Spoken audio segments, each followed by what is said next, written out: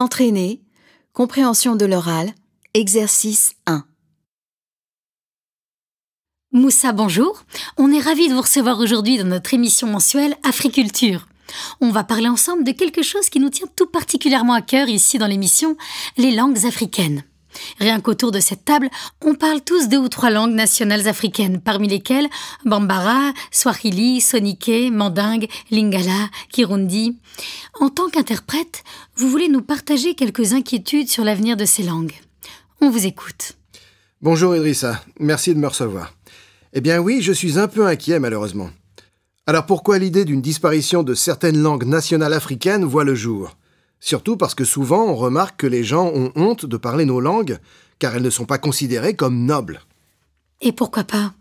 Quelle différence entre la perception qu'ont les gens de l'anglais et d'une langue nationale africaine, par exemple ?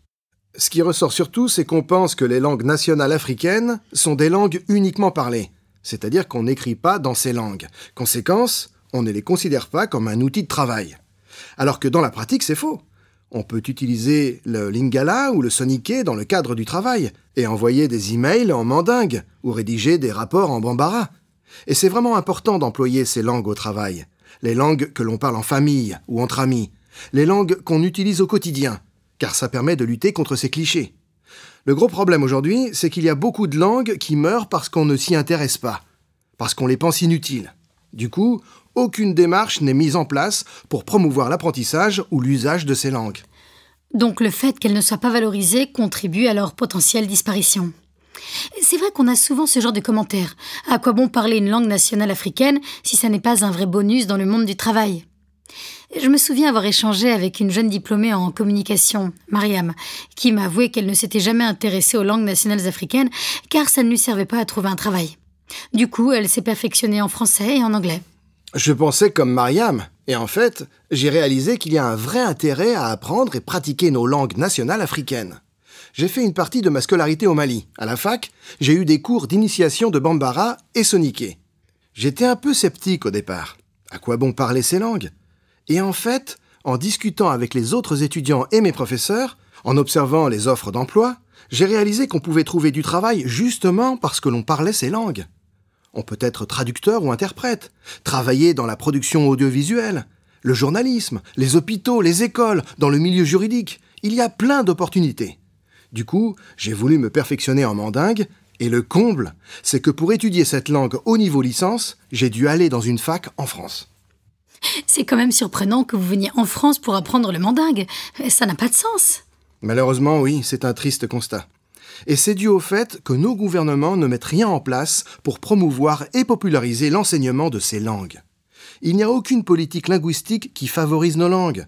Et pourtant, je suis l'exemple qu'en apprenant une langue nationale africaine, on trouve du travail. Et c'est aussi un vrai plus pour tous les jeunes qui veulent s'installer en Afrique et créer une entreprise, par exemple. Ce qui est de plus en plus fréquent. Parler la langue nationale africaine ou les langues nationales africaines du pays leur permet de très bien vivre leur installation. Merci Moussa. Finalement, on termine sur une note positive. On espère que les jeunes seront de plus en plus nombreux à apprendre, pratiquer et promouvoir nos langues nationales africaines. Moussa, bonjour. On est ravis de vous recevoir aujourd'hui dans notre émission mensuelle Africulture. On va parler ensemble de quelque chose qui nous tient tout particulièrement à cœur ici dans l'émission, les langues africaines. Rien qu'autour de cette table, on parle tous 2 ou 3 langues nationales africaines, parmi lesquelles Bambara, Swahili, Soninké, Mandingue, Lingala, Kirundi. En tant qu'interprète, vous voulez nous partager quelques inquiétudes sur l'avenir de ces langues. On vous écoute. Bonjour Idrissa, merci de me recevoir. Eh bien oui, je suis un peu inquiet malheureusement. Alors pourquoi l'idée d'une disparition de certaines langues nationales africaines voit le jour ? Surtout parce que souvent on remarque que les gens ont honte de parler nos langues, car elles ne sont pas considérées comme nobles. Et pourquoi pas ? Quelle différence entre la perception qu'ont les gens de l'anglais et d'une langue nationale africaine, par exemple ? Ce qui ressort surtout, c'est qu'on pense que les langues nationales africaines sont des langues uniquement parlées, c'est-à-dire qu'on n'écrit pas dans ces langues. Conséquence, on ne les considère pas comme un outil de travail. Alors que dans la pratique, c'est faux. On peut utiliser le lingala ou le soninké dans le cadre du travail et envoyer des emails en mandingue ou rédiger des rapports en bambara. Et c'est vraiment important d'employer ces langues au travail. Les langues que l'on parle en famille ou entre amis. les langues qu'on utilise au quotidien, car ça permet de lutter contre ces clichés. Le gros problème aujourd'hui, c'est qu'il y a beaucoup de langues qui meurent parce qu'on ne s'y intéresse pas, parce qu'on les pense inutiles. Du coup, aucune démarche n'est mise en place pour promouvoir l'apprentissage ou l'usage de ces langues. Donc le fait qu'elles ne soient pas valorisées contribue à leur potentielle disparition. C'est vrai qu'on a souvent ce genre de commentaires. À quoi bon parler une langue nationale africaine si ça n'est pas un vrai bonus dans le monde du travail ? Je me souviens avoir échangé avec une jeune diplômée en communication, Mariam, qui m'a avoué qu'elle ne s'était jamais intéressée aux langues nationales africaines car ça ne lui servait pas à trouver un travail. Du coup, elle s'est perfectionnée en français et en anglais. Je pensais comme Mariam, et en fait, j'ai réalisé qu'il y a un vrai intérêt à apprendre et pratiquer nos langues nationales africaines. J'ai fait une partie de ma scolarité au Mali. À la fac, j'ai eu des cours d'initiation de Bambara et Soninké. J'étais un peu sceptique au départ. À quoi bon parler ces langues ? Et en fait, en discutant avec les autres étudiants et mes professeurs, en observant les offres d'emploi, j'ai réalisé qu'on pouvait trouver du travail justement parce que l'on parlait ces langues. On peut être traducteur ou interprète, travailler dans la production audiovisuelle, le journalisme, les hôpitaux, les écoles, dans le milieu juridique. Il y a plein d'opportunités. Du coup, j'ai voulu me perfectionner en mandingue, et le comble, c'est que pour étudier cette langue au niveau licence, j'ai dû aller dans une fac en France. C'est quand même surprenant que vous veniez en France pour apprendre le mandingue. Ça n'a pas de sens.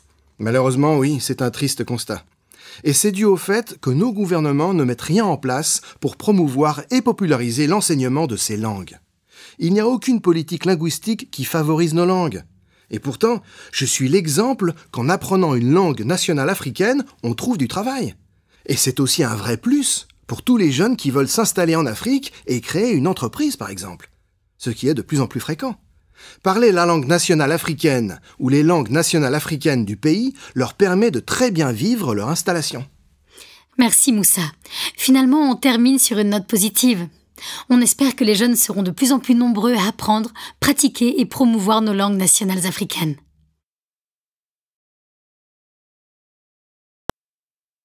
Unité 2. Document sonore A. Fraternité, une devise inscrite au fronton de nos bâtiments publics, une devise mais aussi désormais un des grands principes du droit français. Hier, le Conseil constitutionnel a donné raison au militant Cédric Herrou, qui est notre invité ce matin. Bonjour Cédric Herrou. Bonjour. Vous êtes en duplex de Nice, Cédric Herrou, agriculteur, surtout militant pour l'aide aux migrants dans la vallée de la Roya.